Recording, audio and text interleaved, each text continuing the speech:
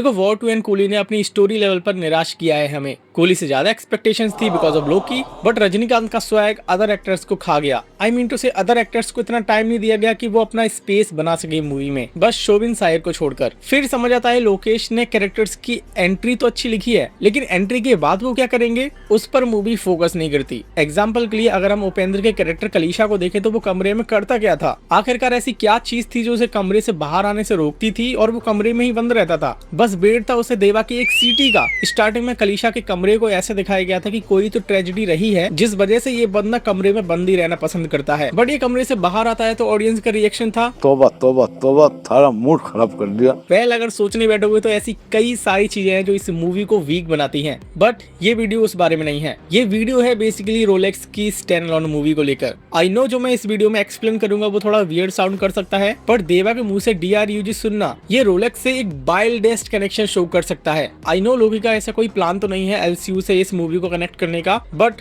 What if coolie का एक incident सीधा रोलेक्स से कनेक्टेड हो और रोलेक्स की स्टैंड अलोन मूवी में बहुत सारी चीजें हमें दिखाई जाए। सो मूवी की स्टोरी स्टार्ट हुई थी विशाखापट्टनम के पोर्ट से, जहां साइमन बेसिकली एक स्मगलिंग किंग था। ये बेसिकली करता क्या था, गोल्ड एंड लग्जरी वॉचेस के थ्रू अपना इलीगल नेटवर्क चलाता था। एंड दयाल ये इसका राइट हैंड था और एक करप्टेड पुलिस ऑफिसर भी था। इसने 1 साल तो अच्छे से काम किया, बाद में इसके अंदर भी एक लालच आ गया, अगर मैं साइमन की ये इन्फॉर्मेशन पुलिस को देता रहूं तो उससे बस मुझे मेडल्स मिलेंगे, लेकिन अगर मैं इस काम में इन्वॉल्व होकर अपना फायदा देखूं तो वो ज्यादा सेफ रहेगा हमारी फ्यूचर के लिए। देन चेन्नई में इंट्रोड्यूस होते हैं देवराज AKA देवा, एक मेंशन चलाते हुए। इसके दोस्त राजशेखर की सडन डेथ होती है। ऑफिशियली हार्ट अटैक आया था, लेकिन असली वजह कुछ और थी। राजशेखर ये बंदा भाई टेक्निकल लाइन में काफी इंटेलिजेंट था। इसने एक इको क्रिमेशन मशीन बनाई थी एनिमल के क्रिमेशन के लिए, बट साइमन इसे किसी और ही चीज में यूज करता है। बेसिकली ये इस मशीन को एक डिस्पोजल मर्डर मशीन में कन्वर्ट कर देता है और लोगों को मारना स्टार्ट कर देता है, क्योंकि बैकग्राउंड में जो इसका धंधा था वो था हार्ट स्मगलिंग का। अब मोटा मोटी देखा जाए तो पोर्ट पर ये लोग काम करते थे, उन कूलियों के हार्ट को ये लोग निकालते थे और कूलियों को ये हायर करते थे एक मेडिकल प्रोसीजर के थ्रू। ये उनकी हेल्थ का ध्यान रखते थे, खाना पीना सब कुछ। देन 90s के फ्लैशबैक में दिखाया जाता है देवा एक कूली यूनियन लीडर था और जिसके नीचे ये 400 कूली काम करते थे, उसका नाम था शेवियर। हाँ, ये वही बंदा था जो कि साइमन का फादर था। नाउ यहाँ से शुरू हो सकती है रोलेक्स की कहानी। और हाँ रुको,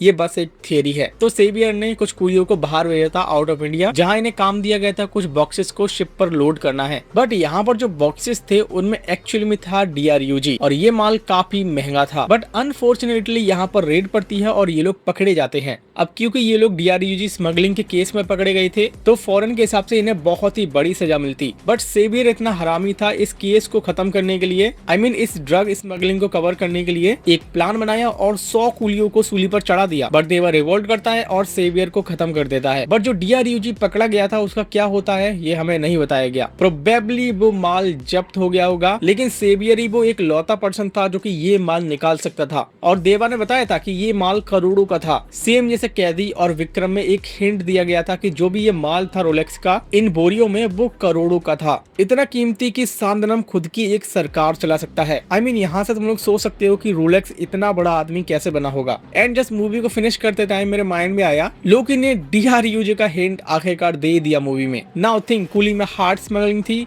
गोल्ड स्मगलिंग थी एंड वॉचेस की स्मगलिंग होती थी, बट DRUG को दिखाना ये कुछ अलग ही सेटअप कर रहा है। और मेरी थ्योरी है क्या हो अगर ये माल रोलेक्स का हो एंड रोलेक्स की स्टैंड अलोन मूवी में ये चीज हमें दिखाई जाए। नाउ तुम्हारे माइंड में टाइमलाइन का चल रहा होगा। रोलेक्स ने बताया था कि उसे 27 साल लगे हैं इस साम्राज्य को खड़ा करने में। नाउ कूली का फ्लैशबैक कब का होगा? देखो कूली की जो टाइमलाइन थी वो थी प्रेजेंट की यानी 2025 की, एंड जो फ्लैशबैक हमने देखा था वो था 30 साल पहले का। आई मीन 2025 से 30 साल पीछे जाए तो टाइम होगा 1995 और विक्रम की टाइमलाइन थी 2019 की। नाउ अगर कनेक्ट करें इस चीज को, रोलेक्स ने बताया था कि उसे 27 साल लगे साम्राज्य को बनाने में। अब 2019 से अगर 27 साल पीछे जाएं तो टाइम होगा 1992 और ये एक परफेक्ट टाइमिंग है जब रोलेक्स इस धंधे में घुसा ही होगा। आई मीन ये टाइम उसकी बिगिनिंग का होगा, वो बस इस धंधे में घुसा होगा एंड एज वेल एज वो सीख भी रहा होगा कि कैसे ये सारी चीजें काम करती हैं। नाउ थिंक 1992 में वो इस धंधे में उतरा एंड कुछ सालों में ही उसने सीख लिया होगा कि माल को एक देश से दूसरे देश तक कैसे पहुंचाया जा सकता है। इसी तरीके से एक कंसाइनमेंट दिया उसने सेवियर को। अब सेवियर खुद तो रिस्क ले नहीं सकता, इसलिए उसने कूलियों को बुलाया एंड सेम जब ये कूली ये माल लोड कर रहे थे तब इन्हें पकड़ लिया गया। बट इन कूलियों के साथ साथ रोलेक्स का माल भी पकड़ा गया और सेवियर रिस्पॉन्सिबल था इस माल को सक्सेसफुली इंडिया पहुंचाने के लिए।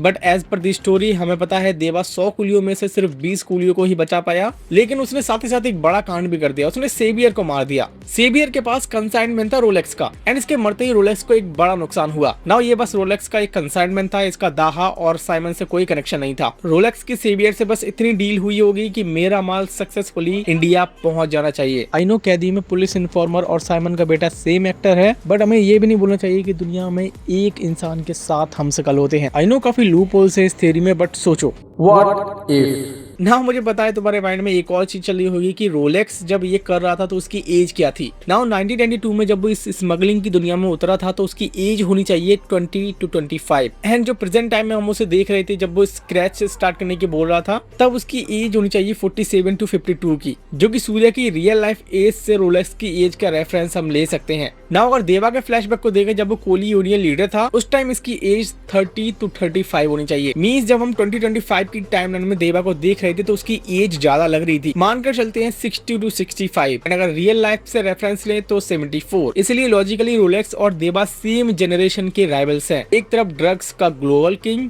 दूसरी तरफ वर्कर का प्रोटेक्टर। सो कूली में जब देवा ने सेवियर को खत्म किया तभी देवा ने इनडायरेक्टली रोलेक्स के अर्ली नेटवर्क पे सबसे पहला बड़ा ऑब्स्टेकल क्रिएट किया ना। ओवरऑल जो कनेक्शन बनना है रोलेक्स का कूली से उसमें बस रोलेक्स का एक कंसाइनमेंट है एंड डेफिनेटली ये एक बाइड लिंक बन सकता है रोलेक्स की स्टैंड अलोन मूवी के लिए। डेफिनेटली ये मूवी डायरेक्टली एलसीयू का पार्ट नहीं है बट इनडायरेक्टली रोलेक्स के अर्ली नेटवर्क पर एक ऑब्स्टेकल क्रिएट किया था इसने। Now this is my theory, what do you think about this? And seriously जब मैं इस मूवी की एंडिंग एक्सप्लेन करने के लिए बैठा तो मुझे समझ आया कि भाई इसकी एंडिंग बहुत ही बेकार है, सीरियसली बहुत ही बेकार है। क्योंकि दाहा जिसे हम रोलेक्स से कंपेयर कर रहे थे उसका इम्पैक्ट रोलेक्स के बाल के बराबर भी नहीं लगता। लाइक जो तबाही हम देखना चाह रहे थे एंडिंग में और जो उसके थ्रू होनी चाहिए थी वो होती नहीं है। बस इतना मान लो लोकी ने गर्म करके ठंडा ही छोड़ दिया ना। कूली का पार्ट 2 तो नहीं आने वाला, ये तो क्लियर है। क्योंकि अगर अब भी तुम सोच रहे हो इस मूवी की एंडिंग को देखने के बाद कि इसका पार्ट 2 आना चाहिए, सल्यूट है भाई तुम लोगों को। सो कैसी लगी मेरी ये थ्योरी मुझे कमेंट सेक्शन में जरूर बताना। अगर आपके पास भी कोई थ्योरी है तो वो भी मुझे कमेंट करना। बाकी आई होप सो ये वीडियो आपको पसंद आई होगी। अगर पसंद आई तो वीडियो को लाइक कर देना, चैनल को सब्सक्राइब कर देना ऐसे ही hidden details, theory and breakdowns के लिए। Till then this is your Mister Superlad wrapping up for now